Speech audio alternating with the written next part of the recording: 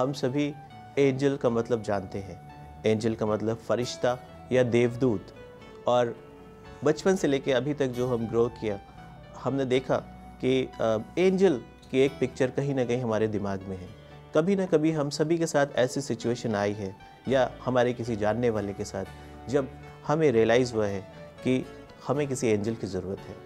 किसी ऐसी परेशानी, किसी ऐसी प्रॉब्लम में जब दूसरों ने हमारा साथ छोड़ दिया है, हम बिल्कुल अकेला फील कर रहे हैं, या हमें लगता है कि ये प्रॉब्लम कोई नहीं सॉल्व कर सकता है हमारे लिए, तब हमें लगता है कि काश हमारे लिए कोई एंजल आ जाए।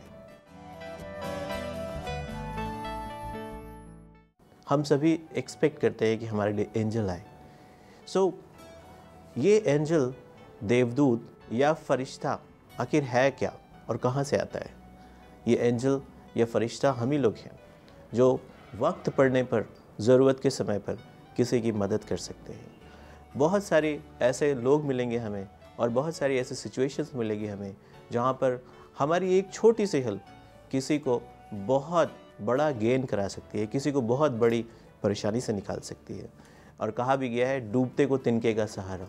ठीक है, तो कभी कभी एक छोटी सी जरा सी हेल्प भी दूसरों को बहुत बहुत हेल्प कर सकती है। एंजल बनना कोई मुश्किल काम नहीं है। एंजल बनने के लिए सिर्फ आपको ये देखना है कि कौन बहुत ज़्यादा ज़रूरतमंद आपसे हेल्प के लिए मांग रहा है, कोई आपसे हेल्प मांग रहा है, और आप उसकी कितनी हेल्प कर सकते हैं। और अगर पॉसिबल है, अगर आप उसकी हेल्प कर सकते हैं, तो एक स्टेप लीजिए और उसकी हेल्प करिए, और आप रियलाइज़ करेंगे कि आपको बहुत सेटिस्फेक्शन मिलता है जब आप किसी की मदद करते हैं। जब आप किसी को हेल्प करते हैं, जब आप किसी को मदद करते हैं, तो जो जॉय जो आपको मिलता है, जो सेटिस्फेक्शन, देने का सेटिस्फेक्शन, वो आपको और कोई भी इस दुनिया में नहीं दे सकता। लेने का सेटिस्फेक्शन तो हम सभी को मालूम है, हम सब मांगते रहे लोगों से, पेरेंट्स से, रिलेटिव से, भगवान से भी।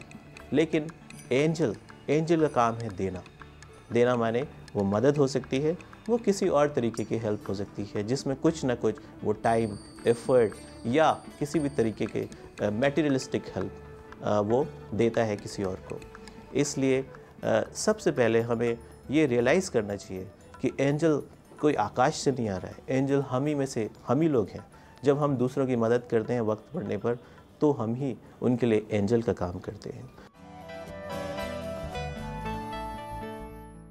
आप आसपास सोसाइटी में देख सकते हैं, आपके यहाँ तमाम लोग काम करने के लिए आते हैं, जो लोग बहुत मजबूर हैं, जिनको मदद की ज़रूरत है, और वहाँ पे हम अपनी थोड़ा सा भी हेल्प उनको करते हैं किसी भी तरीके की, तो वहाँ पर एंजल का रोल प्ले कर रहे हैं।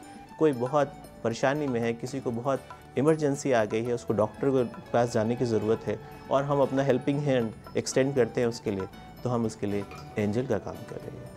इसी तरीके से बहुत सारे लोग जो अनाथ हैं, जो बेबस हैं, और उनको बहुत मदद की ज़रूरत है, ऑर्फनेज हम विज़िट कर सकते हैं, वहाँ पर हम अपनी जो भी हेल्प है कर सकते हैं। हमारे पास बहुत सारे पुराने कपड़े, बहुत सारी और भी चीज़ें हैं जो कि हम अभी यूज़ नहीं करते, बट शायद वो उस तरीके की हेल्प अगर हम ऑर्फनेज में जाके अगर हम अपने क्लोथ्स डोनेट कर देते हैं, या और भी चीज़ें जो हम यूज़ नहीं कर रहे हैं, तो ये उन लोगों के लिए एक बहुत बहुत बड़ी हेल्प है। इसलिए जहाँ कहीं भी आपको मौका मिले, वहाँ ज़रूर एक एंजल की तरह काम करने की कोशिश करिए। आप पेरेंट के रूप में आप उसके लिए एंजल हैं। सो ये ज़रूरी नहीं है कि हर समय हम बाहर कोई ना कोई ऐसा देखें माध्यम जिसके थ्रू हम अपनी हेल्प दे सकें।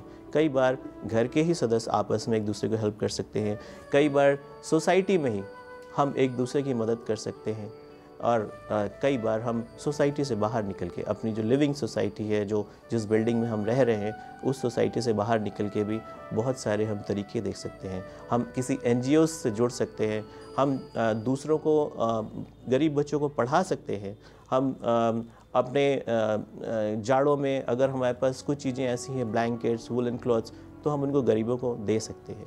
तो याद रखिए, जब भी हम देते हैं किसी को, तो वो जो सेटिस्फैक्शन, जो एंजॉयमेंट है, वो कभी भी आप दोबारा से महसूस नहीं कर सकते हैं। लेने के सुख से बहुत ज़्यादा है देने का सुख। इसलिए हमेशा हमें ध्यान रखना है कि जब भी हमें ऐसा मौका मिले तो हमें कोशिश करना चाहिए कि हम एंजल की तरह बन के दूसरों की हेल्प करें।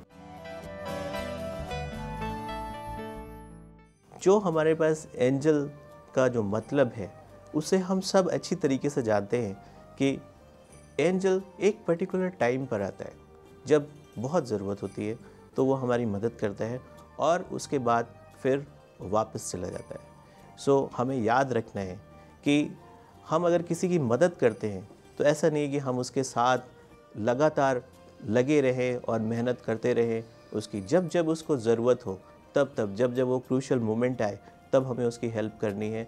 और साथ में हमें ये इंश्योर करना है कि वो पर्सन कहीं हमें ग्रांटेड ना ले ले, कहीं हमें ये ना समझ ले कि ये तो हमेशा ही हमारी मदद के लिए आ जाते हैं, राइट।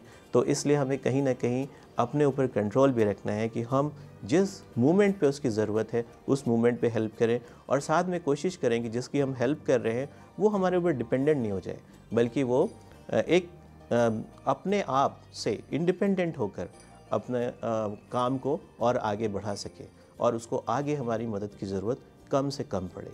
सो इसलिए हमेशा ये ध्यान रखें कि हमारा काम है, जब हम एंजल के रूप में काम करते हैं तो हम उसको थोड़ी देर के लिए इमरजेंसी में उसकी हेल्प करते हैं और साथ में उसको भविष्य के लिए भी तैयार करते हैं कि वो इंडिपेंडेंट होकर काम कर सके। ये नहीं कि वो हमारे पीछे पीछे लगा रहे कि हर ज़रूरत के लिए हमारे पास आता रहे। तो इंडिपेंडेंट दूसरों को बनाना ये अपने आप में बहुत ज़रूरी है। सो इन द एंड मैं ये कहना चाहूँगा कि एंजल होते हैं और एंजल हम ही हैं। जब हम वक्त ज़रूरत पे किसी की मदद करते हैं तो हम उसके लिए एंजल का काम कर रहे हैं।